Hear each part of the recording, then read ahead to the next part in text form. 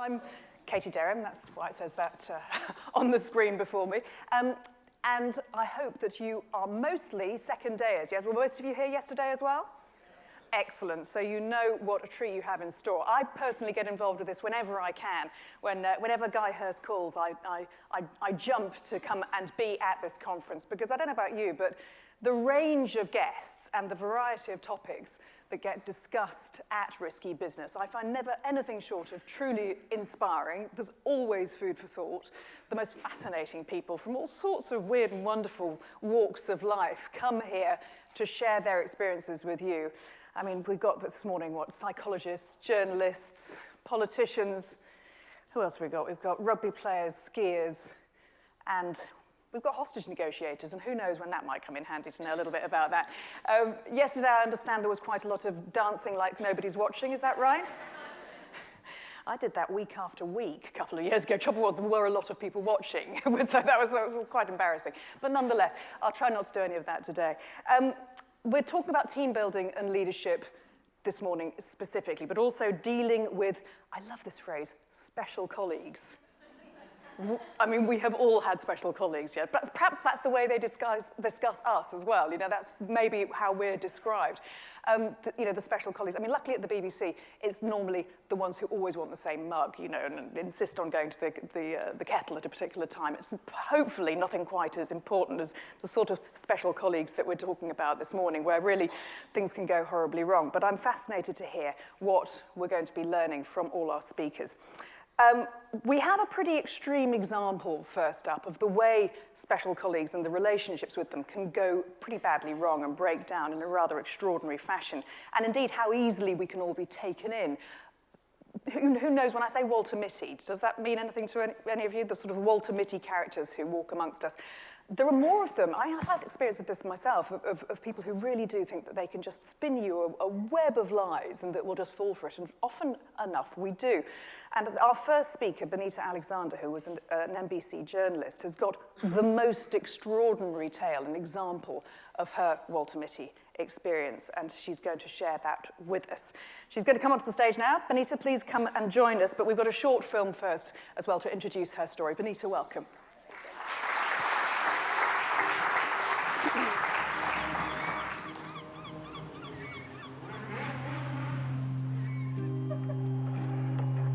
That's me, Benita. And these are my personal home videos. What did you do? Wait, where's the light?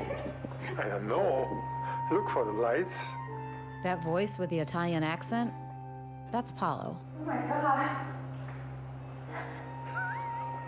Some of those are too. Yes. Aww.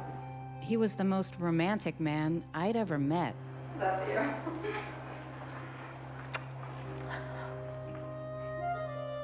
This is a love story. My love story. It swept me into an extravagant life I never imagined. I love you.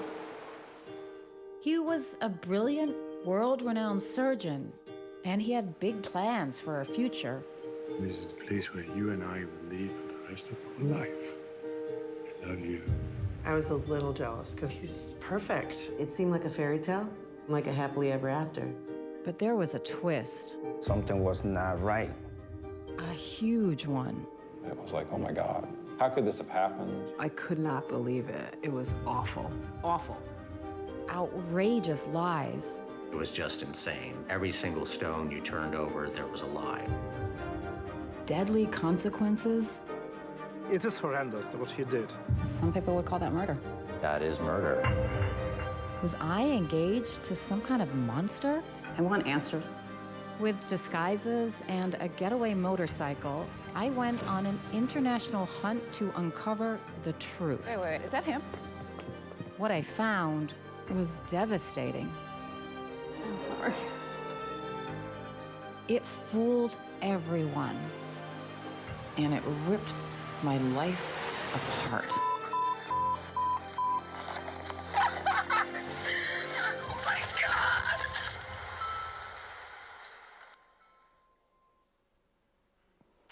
Good morning. My name is Benita Alexander, as you obviously saw, and that is the 2-minute introduction to my recently released film called He Lied About Everything, which is a 2-hour documentary, true story, crazy, but unfortunately about my own life. And I think is a cautionary tale, and there probably are some lessons for everybody, but particularly people in the medical profession. It began in 2013.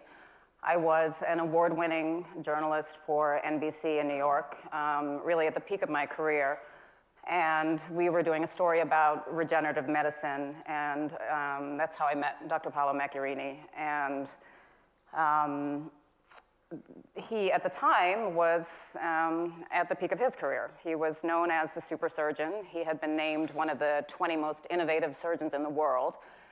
And if what he was doing was going to work, there was incredible promise and hope attached to this man. I mean, he was at the forefront of this groundbreaking field where he was making artificial tracheas seeded with the patient's own stem cells, completely out of plastic, and inserting them into human beings. And again, if this was going to work, we were looking at the start of something where the shortage of donor organs would no longer be a problem, and in theory, it would be the first step towards, literally ordering up new body parts and organs on your iPhone the same way we do food or anything else. And he was the only person in the world doing it, and so it was exciting. And he worked at the place that gives the Nobel Prize in Medicine in Sweden, the Karolinska Institute. He was lauded by and vetted by some of the world's top scientists and doctors. And during the course of working on this story, we fell in love. And so the pictures that you're seeing behind you show what began as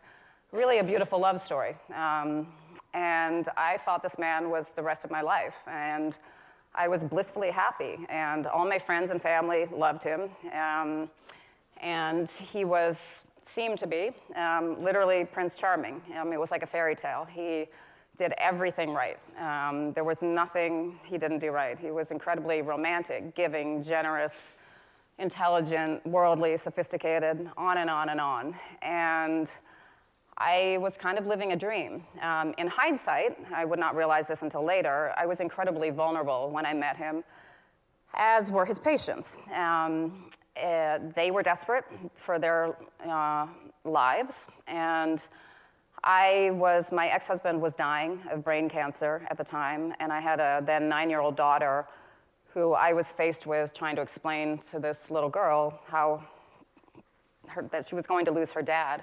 And that's how he and I first became friends, because he, obviously being a doctor, seemed to be very caring and gave me a lot of advice on what to tell my daughter, how to tell her, when to tell her. And he seemed to be incredibly caring. He seemed to be incredibly invested in her future, and this little girl that he didn't know, and came across as being this very altruistic, humble man who cared deeply about his patients and just wanted to save them. And, I poured my heart out to him, and we were friends initially, and in hindsight, I basically gave him a playbook, I was saying, here, this is what I need, and he, check, became all of that. So we were together for 2 years, and we were supposed to get married in July of 2015. And initially, it was just a beautiful love story. Things began to get crazy, and where the absolute madness began when we started planning our wedding. He wanted a big Catholic wedding in Italy, where his mother lives. I'm not Catholic. We were both, or at least I thought we were, both divorced. And I said, what priest is going to marry 2 divorcees? And he also told me that because I was very busy at work, he wanted to take over all the planning of the wedding, which seemed like an incredibly romantic gesture at the time. My friends all thought it was, very romantic, which is very clever planning on his part, because he basically forbade me from asking any questions. He said, I want to surprise you with everything. I just want you to show up with a beautiful dress and look beautiful. I'm doing all the rest. And that was, in hindsight, my first mistake because I ignored my gut instinct. I'm an investigative journalist, and it went against everything in my core, and I actually really wrestled with it. And I had conversations with friends and family, and I said, I don't know how to do this. You know, I can't let go. I want to ask questions. And because of who we all thought he was, everybody said, you know, Benita, for once in your life, just let go. I'm a producer. I'm a control freak. And so I did. I just let go. I stopped asking questions. So anytime I wanted to ask a question, I kind of went, okay, I said I wouldn't ask any questions, so I didn't. Some, but not the questions I should have asked. And so we're planning this wedding, and he says he's having trouble finding a priest that will marry us, so he's going to go and ask his contacts at the Vatican for help. And I was like, what the hell are you talking about? But he claimed to have done work at the Vatican when Pope John Paul II was dying. He claimed he had been called in for a consultation, which at the time, it seemed plausible. I mean, he was one of the top cardiothoracic surgeons in Italy, and it was not out of the realm of possibility that he would have been called in for a consultation. And I had seen letters where other doctors were talking about how he had been to the Vatican and had helped care for Pope John Paul II. So he goes to the Vatican, and he calls me, and he said, well, they're very happy. They're so indebted to me for everything that I've done that they're very happy to help us find a priest that will marry us. I said, great. And then he said, and you're not going to believe this, you should probably sit down, but Pope Francis offered to marry us himself. So, yeah, exactly. And a lot of four-letter words came out of my mouth, and I'm like, come on, give me a effing break. You know, that's impossible, and who does that? And does a pope even marry people? I mean, and I actually hung up on him, and I went straight to my computer, and I Googled, and actually the Pope had just married 20 people now in the Vatican, but he had just married 20 couples, many of whom were divorcees, some of them gays, and so it was not out of the realm of possibilities. It took me a few days to just process this, but he claimed that the Pope wanted to do this because he was indebted to him, and B, that he sort of wanted to use us as a poster couple for his progressive agenda to move the church out of old traditions. And we were not talking about any pope, obviously, so as insane as it seemed, it also didn't seem entirely crazy. And he was so believable, and he was, you know, I kept thinking, why would he lie? You know, why would he put everything at risk? This is not some guy I met in a bar. You know, why would he make up such an insane story? And so that's how it began, and you know, he, again, was very clever because this whole thing was shrouded in secrecy because it would obviously be so incredibly controversial if the Pope actually married two divorcees. Everything was shrouded in the utmost secrecy. You know, nobody could talk about anything. People signed NDAs, so the people making our invitations had to sign NDAs. The people making my wedding dress had to sign NDAs. And he sat in front of my friends and my family and many other people at NBC, and talked about how this was happening, and he weaves an incredibly believable story. And so now this wedding of the century is happening, which would have been something akin to the wedding that you just had here in London. And now all these dignitaries and world leaders are coming because it's the Pope. And I mean, our guest list was insane. And we had actual invitations sent to all these people, you know, the Obamas, the Clintons. Elton John was supposed to be singing. I mean, on and on and on. And this thing went so far, and we had 350 guests coming from all over the world. I began spending a lot of money. The invitations were wrapped in lambskin leather. I mean, what kind of invitations do you send to presidents and dignitaries? And I spent all this money on couture dresses because, you know, it was supposed to be the Pope. And so this whole thing is going and happening, and people buy plane tickets, people book hotels, people buy red carpet dresses. I mean, it wasn't just me. People were spending a lot of money on this thing. I gave up everything for this man. I had worked at NBC for 17 years. I quit my job because he told us we were moving to Barcelona to live in his house where he lived in Barcelona. He sat in front of my 9-year-old daughter, who, keep in mind, had just lost her dad, and talked to her about the school that he had enrolled her in Barcelona, and you know, how great life was going to be in Barcelona. So I pulled her out of her prestigious private school, which is very difficult to get into in New York. I quit my job, and everything was at stake. I was giving up everything for this man. I thought I was riding off into the sunset to this brand new life in Barcelona with this super surgeon. 6 weeks before the wedding, it all came crashing down. And it started when I found out that the Pope was going to be in Latin America on our wedding date, not in Italy. And I think I had known, for a little while that things were not right, but I just didn't want to face the truth because I was in love with him. And once it did come crashing down, in an instant, when I found out that the Pope was going to be in Latin America, I knew. And I woke up, put my journalist hat back on, and went into hyper-investigative mode. I did not tell him that I knew what was going on. Started doing my own investigating, also hired a private investigator just to make sure that what I was uncovering was the truth. And it was like a nightmare. Nothing, and I mean literally nothing about the wedding was true. It was all BS. Nothing was booked, nothing was, it was all a big fantasy in his head. And he was not divorced. He could never have legally married me in the first place. He had told me that he had divorced his wife.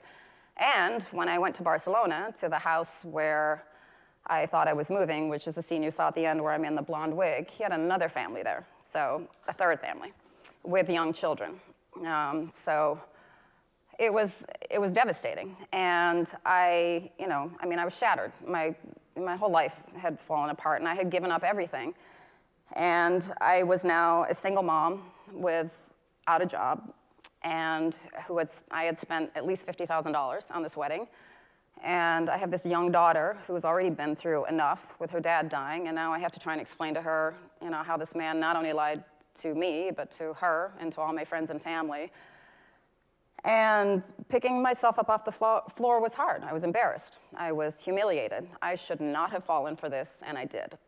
And I, quite frankly, am the last person on the planet that should have believed this nonsense. But I very quickly picked myself up off the floor, and I thought, if he's lying to me like this, there's no way this doesn't cross over into the medical professional arena. And that was horrifying. I didn't have any evidence of it, but I thought, I have a responsibility, because if he's lying to me like this, and he's lying to his patients or to fellow colleagues and medical professionals like this, people's lives could be at risk. And that was so frightening to me. I just knew that I had to tell my story. It would have been much easier for me to just shut the door and slink away because it was embarrassing. But I felt obligated to expose him. And the one way that I could do that was to tell my story and to use my skills as a journalist to tell my story, by making a film, which is what I did.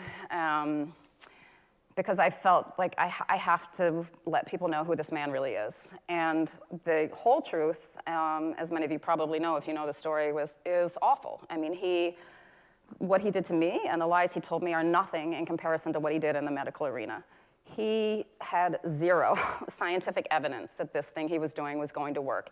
He never did the animal experiments that you are supposed to do before you do an experimental surgery. So he was quite literally using people as human guinea pigs. There are 8 patients that got these plastic tracheas. 7 of them are dead, and the only one that's still alive asked to have it taken out. This thing doesn't work. He had no evidence that it could work.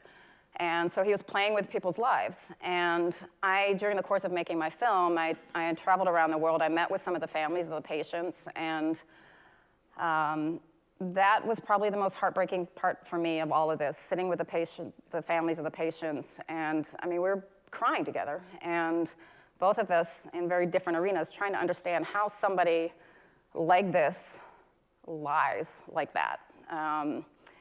And it's still confounding to me. I will never understand why, and I cannot begin to get inside this man's head. The 2 questions I get asked all the time are, why? Why did he do it? I have no idea. Other than to feed his narcissistic ego, I don't know. And the other question is, what was his end game? At some point, if you take just my part of the story, this giant wedding, with 350 people coming from all over the world, at some point, obviously, this thing was going to crash, right? So how the hell he thought he was getting out of this, I don't know. I think people like this don't really have a plan. I think they're flying by the seat of their pants. And they get away with the lies so often that they just start believing their own lies, and they just keep going and going. And usually, or often, when they get caught, somehow they wiggle their way out of it. So two things have happened as a result of me telling my story. My primary goal was simply to expose him. This is not in any way, shape, or form about revenge. Making this film has been difficult. Standing here talking to you is difficult. It's painful. I mean, this is very, very personal. I'm normally a very private person, and I expose myself on film. It's very raw, you know, it's just all comes spilling out. But I just want people to know who he is. That part has been done. What's happened as a result is literally, the film came out in February, literally thousands of people have reached out to me. Some men, but many of them women from all over the world. The film has aired all over the world. And this is something that resonates with a lot of people who have been lied to in one fashion or another. And so they're somehow finding a voice in me, and I think I hope at least I'm helping women know that you can speak up, you know, and you can tell your story, and you're not stupid, you know. I'm a smart woman, I'm not stupid.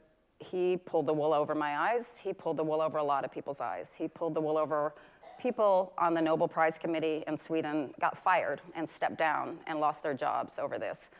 A lot of scientists and doctors, a lot of very intelligent people believe this man. And so I think one of the lessons for people in the health field is these people are incredibly charming and usually incredibly intelligent. They don't look like criminals. They don't look like con men. They don't look like people who will lie to you. And they woo everybody. Everybody melts at their feet, and everybody loves them. And as a result, what happens, I think, is the checks and balances that should be in place, the scrutinizing, it falls by the wayside. He had lied on his CV. Nobody at Karolinska checked that.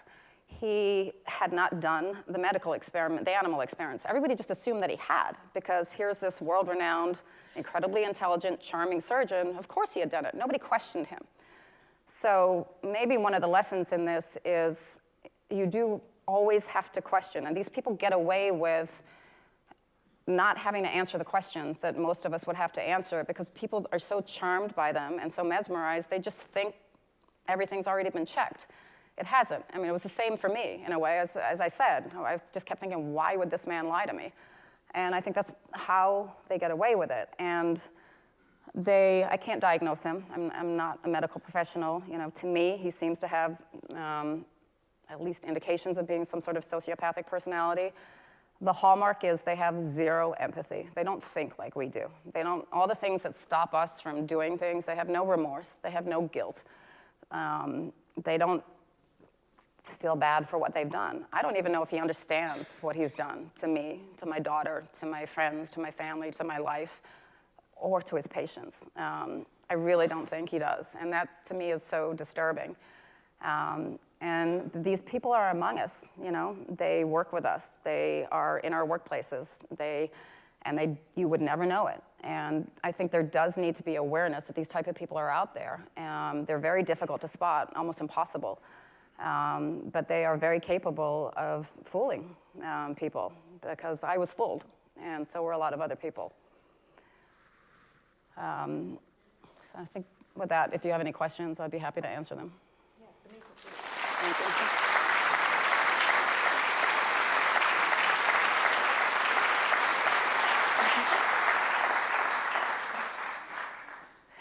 What a story, Benita. Goodness me, thank you for sharing it, because goodness me, you have been through the mill. My first question, and of course, it's up to you, the floor is yours, of course, but I just want to ask you, where is he now? I don't know. People ask me that all the time. I know when we did the film, so it came out in February, we checked right before, and he still had, at the time at least, a valid medical license in Italy, which meant that he could still operate anywhere in Europe that would accept him. And I heard that he was still doing freelance surgeries here and there, not the artificial trachea thing, but just routine surgeries. I don't know. Presumably he did break the law, though. Well, he was brought up on manslaughter charges in Sweden. They ultimately did not prosecute him because it's very difficult with a groundbreaking experimental surgery. You know, it's very difficult to prove that he knew the patients were going to die. So in the end, they dropped the charges. It's an extraordinary story. And is your daughter okay? She is, thank you. Good. Who would like to ask Benita a question about this extraordinary tale? There's a gentleman here. If you could just wait for the microphone to find you. There we are. Hello, fascinating story. I was wondering how he got ethical permission to do a groundbreaking surgery without someone scrutinizing his animal experiment data. Do you know how that worked, how he was allowed to do something new? I don't know all the details. I do know that it was always under special circumstances because he would always claim that these people were at death's door. And this was, you know, urgent, and this had to happen right away. And so a lot of the normal rules fell by the wayside, as needs to be the case sometimes when there's an urgent case, and if there really is something that could help somebody at the last minute, as I'm sure you well know, it is worth taking the risk. He, I think, hid behind the guise of this experimental surgery because it made, it made everything so convenient. He never promised anyone to their face that he was going to save their life, but he did say, this is your only chance, this is your only hope. And it's the same way to people that he was getting the permissions from. This is urgent, you know, we have days to do this. So I think that's how he managed to skirt a lot of those things. And the gentleman just behind here, hello. Yeah, thank you very much indeed. Do you think in retrospect, because presumably he had a big surgical practice outside the tracheal, were there any concerns about that side, or was he actually a good technical surgeon and that's what propagated the problem? I've been told, I've talked to many surgeons and many people that work with him that technically, yes, he is a very proficient surgeon. Which is part of what makes it so sad, really. You know, I mean, he's also brilliant. You know, I mean, what he could have done with that, to me, is heartbreaking. But over and over again, I was told by people that worked in the OR with him that yes, technically, he's a very proficient surgeon. I was, however, also told that he could be very cavalier in the operating room, which fits with, you know, no offense to anybody here, but I mean, as a good surgeon, I think you need a certain amount of arrogance, you know, to do what you're doing. But he was flippant about it. I was told one story he was in the OR, and it was a very risky surgery, and the doctor, everybody was a little bit stumped as to what to do. They were about to lose this patient, and he literally went and sat in a chair in the corner, according to the surgeon I talked to, with his arms crossed, and just started barking orders and said, do this. And everybody turned around and said, what are you talking about? That's not going to work. And there was a medical student in the room who said, no, we can't do that. It's not going to work. And I said, do it. They did it. The patient died. And he blamed it on the medical student. So, you know, this very flippant, cavalier, overly aggressive, you know, and it's like a God complex, really, you know. And even though there's an element of that, I guess, that's necessary to be a really, you know, confident surgeon, I think when you see it going to that extreme, it's something you have to be aware of. Anybody? There's a hand up just in the back corner there. Thank you. Thanks very much for sharing the story. I'm not sure if you want to answer this question. If you don't, it's no problem. But how does one go about regaining trust in other people after such a horrible experience? Look, it's not easy, you know. I definitely have walls up. I mean, how could I not, you know? It's difficult not to beat yourself over the head. I think the only reason I really haven't is that I do understand, and I've read a lot about sociopathic personalities, that they're just very good at it. I mean, you can look at a case like a Bernie Madoff. You know, how did Bernie Madoff fool so many incredibly smart people in the financial world? And it's the same thing. They are very, very good at what they do. So I haven't beaten myself up too much about it. I wish, you know, obviously 20/20 hindsight, I would go back and do things very differently. But you know, I'm trying not to. I'm not bitter, and I still believe in love, and I just think you know, I'll ask a lot more questions next time. Did you ever confront him? I tried to for the film. There's a scene that you'll see in the film where I get him on the phone after 2 years, and we could not use the other side of the conversation in the film because for legal reasons, but it was a very disappointing phone call. He, you know, after 2 years, he had nothing to say. You know, he gave me this sort of very unconvincing, lame apology just, I'm sorry. I said, you're sorry for what? You know, I'm sorry for everything. For what? You know? And it was so forced and so insincere. It was like he, you know, I could almost hear his mind working on the phone, like he was like, okay, I'm supposed to apologize, you know? They know how they're supposed to behave. They know what they're supposed to say, and that's why they're so good at what they do. But I don't think he really understands what he's done. And when you realized that the House of Cards was falling down, did he just disappear out of your life at that point? Yeah. He never had a story at that point to try and... When I went to the house in Barcelona where I was wearing the wig and I realized, you know, I wrote him an incredibly angry text that was, you know, about this long, and he literally wrote back one word. Which was? Wow. Wow. Wow. Yeah. Because he was caught, and when they're caught, they, you know, there's nothing to say. You know, the tricks didn't work anymore. He couldn't work his way out of the bag of lies. So, and he had nothing to say. And now I'm sure you've scrutinized every conversation you ever had with him during your relationship. I mean, was there ever any indication of anything that had happened in his past, the way he was raised, any reason he may have lost trust himself? Or I don't know. No, I really don't know. I don't know why. I don't know a lot about his childhood, and I think it would be, you know, fascinating. But I don't know, and I'm sure there are many theories about that by experts. I don't know if it goes back to his childhood, and I don't know if these people are just born like that, or if it's something that happened early on. I really don't know. We've got time for another question from the floor. Gentleman just in the middle, if you can get a microphone to him here. Almost with you, there we go. There is, of course, a similar story which has been well publicized in England recently of a surgeon who carried out numerous breast operations, a man called Mr. Ian Patterson.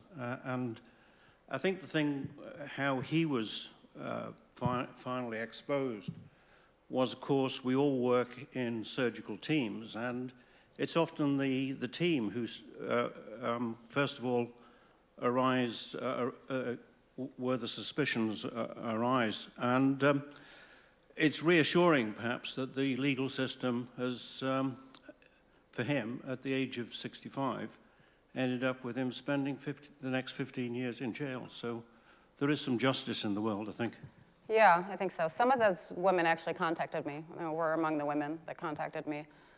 And again, I think it goes to the fact that, you know, if something doesn't look right, you know, if you're on a team of people and then somebody seems, you know, overly confident or pushing the limits too far, there's nothing wrong with asking questions. You know, there's nothing wrong with, I think people with these types of people, they're so intelligent and so charming and, you know, so mesmerizing.